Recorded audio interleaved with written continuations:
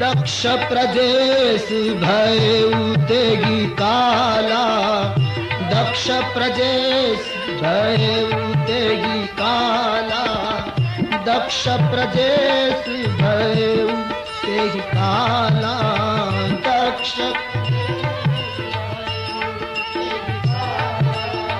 कहन लगे कछु कथा रसाला, कहन लगे कछु कथा रसाला।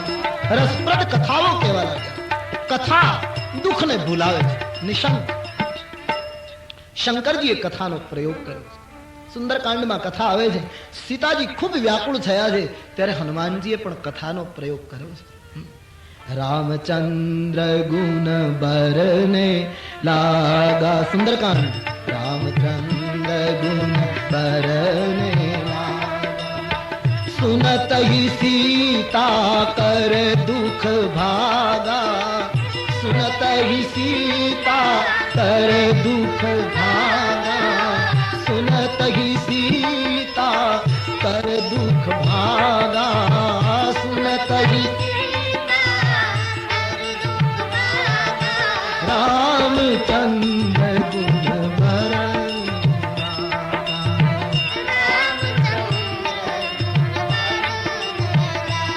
ભગવત કથા વ્યથાને ભૂલાવે, ઓછી કરે.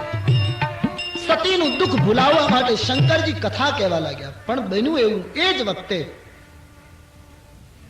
સ્વર્ગની અંદર એક મોટી ઘટના બનેલી. એના અનુસંધાને એક પ્રસંગ ઉભો થયો. સતીના પિતા મહારાજ દક્ષ, એને બ્રહ્માજીએ પ્રજાપતિ નાયકની પદવી અર્પણ કરી. તમામ દેવતાઓમાં દક્ષની પસંદગી બ્રહ્માએ કરી. અને દક્ષ મહારાજને આટલું મોટું પદ મળ્યું. પરિણામ એ આવ્યું કે દક્ષ ને અહંકાર આવ્યો.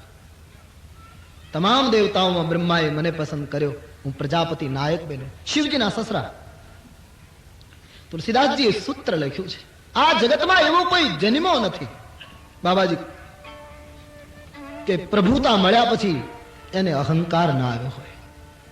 नहीं को अस जन्मेवु जगमाही, को अस जन्मेवु जगमाही, प्रभुता पाई जागी मद नाही, प्रभुता पाई जागी मद, प्रभुता पाई जागी मद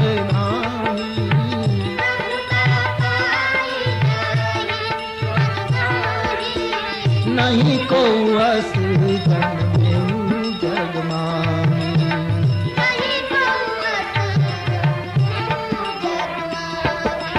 કોઈ જન્મો નથી જેને પ્રભુતા મળ્યા પછી અહંકાર ના આવ્યો.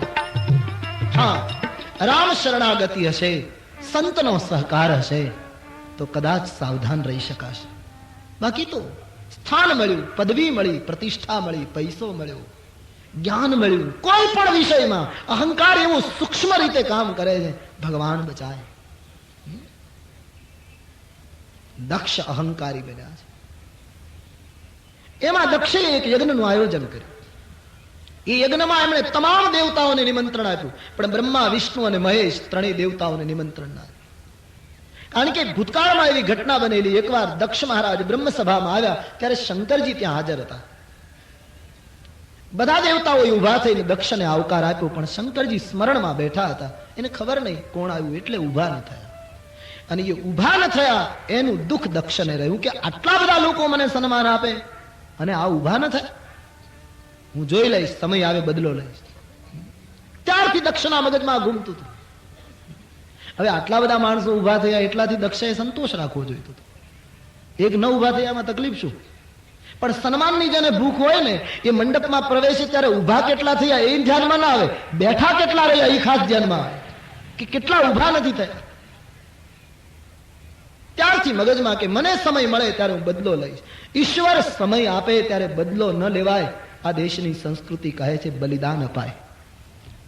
સારો સમય મળે એટલે શું બદલો લેવાનો? ગણની ઉપર ગણ કરે એ તો વ્યવહારા વટ.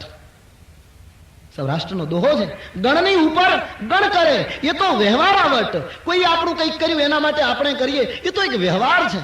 ગણની ઉપર ગણ કરે એ તો વ્યવહારાવટ, પણ અવગણ ઉપર ગણ કરે એ ખરો ખત્રિયાવટ.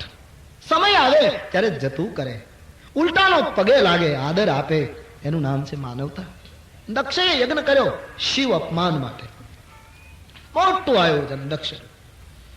બધા ઋષિમુનિઓને દેવતાઓને બોલાયા. શંકરને ઘરે પોતાની પુત્રી છે છતાં બીજી બધી પુત્રીઓને બોલાવી, સતીને ન બોલાવી. હવે યજ્ઞ એક સારી વસ્તુ છે. યજ્ઞ એક મોટું અદ્ભુત ભારત વર્ષનું આધ્યાત્મિક પાસું છે. પણ યજ્ઞનો હેતુ જો મલિન હોય, યજ્ઞનો અર્થ છે સ્વીકાર. યજ્ઞકુંડની અંદર બધું નાખીને હોમી દેવું, એનો અર્થ આજથી મારી બુરાઈ, આજથી મારા માનસિક કુવિચારો, આજથી મારો રાગ દ્વેષ, આ બધું હું યજ્ઞના સમિધની સાથે, યજ્ઞના હવિષ્યાન પેલાની સાથે હું હોમી રહ્યો છું. યજ્ઞ પ્રતિકાત્મક છે. સત્કાર્યમાં તો બલિદાન અપાય. અને એટલે સાવધાન. સમાજનું દર્શન કરતા આપણે આપણો વિચાર કરતા પણ એમ લાગે છે કે સત્કાર્યથી અહંકાર ઘટ્યો નથી, ઘણી વખત અહંકાર વધારે મજબૂત બન્યો છે સમાજ. અમે આટલું મોટું સત્કાર્ય કર્યું. સત્કાર્ય સારી વસ્તુ છે, પણ એનો જો અહંકાર પ્રવેશે તો તકલીફ છે. સાબુથી કપડું ધોવાય, મેલ જાય, પણ પાછો સાબુ કપડામાં ન રહી જવો જોઈએ, સાબુ પણ નીકળી જવો જોઈએ. એમ સત્કાર્યથી દુર્ગુણો જાય, પણ સત્કાર્યના અહંકારનો સાબુ જો રહી જાય તો એ જીવનનું કપડું હજી બરાબર શુદ્ધ નથી થયું. દક્ષને અહંકાર છે, શિવને જ અનાદર. શિવનો અર્થ થાય બીજી દ્રષ્ટિમાં શિવ યાની કલ્યાણ. જે સત્કાર્યમાં કલ્યાણકારી ભાવનાનો વિરોધ હોય એને સત્કાર્ય કેવું કેમ? મોટું આયોજન. તમામ દેવતાઓ તૈયાર થાય અને બધા દેવતાઓ વિમાનો શણગારી, પોતાની કાયાને શણગારી, દેવીઓને લઈ લઈ અને કૈલાસ ઉપરથી વિમાનો નીકળે. નહીતર સ્વર્ગમાં જવાના બીજા ઘણા રસ્તા હતા, પણ આ લોકો ચાય કરીને ત્યાંથી નીકળે. શંકરજીને બતાવવા માટે કે તમારા સસરાને ઘરે પ્રસંગ છે, તમને આમંત્રણ નહીં, અમે જઈએ. માણસની પ્રકૃતિ છે. આપણા સગાને ઘરે પ્રસંગ હોય ને આપણી સાથે બોલતા ન હોય તો આપણને આમંત્રણ ના આપે, પણ આપણા પાડોશીને ખાસ આપે કે તમે બધા આવજો. અને પાડોશીઓ એને ઘરે પોતાના સગાને ઘરે જાય ત્યારે તૈયાર ન થાય, એટલા આપણા સગાને ઘરે જાય ત્યારે તૈયાર થાય. અને પાછા એમને જાય તો વાંધો નહીં, પણ પાછા આપણા બારણા પાસે આવીને કહેતા જાય તમે કોઈ નથી આવવાના? અરે અમે નથી આવવાના એટલે તમે જાઓ છો. અમે જવાના હોત ને તો. આ એક પ્રકૃતિ છે, આમાંથી દેવતાઓ પણ મુક્ત નથી. એટલે તુલસીદાસજી રામચરિત માનસમાં દેવતાઓની કડી આલોચના કરે. ધિક જીવન દેવ शरीर हरे. पितामह ब्रह्मा के शब्द हैं.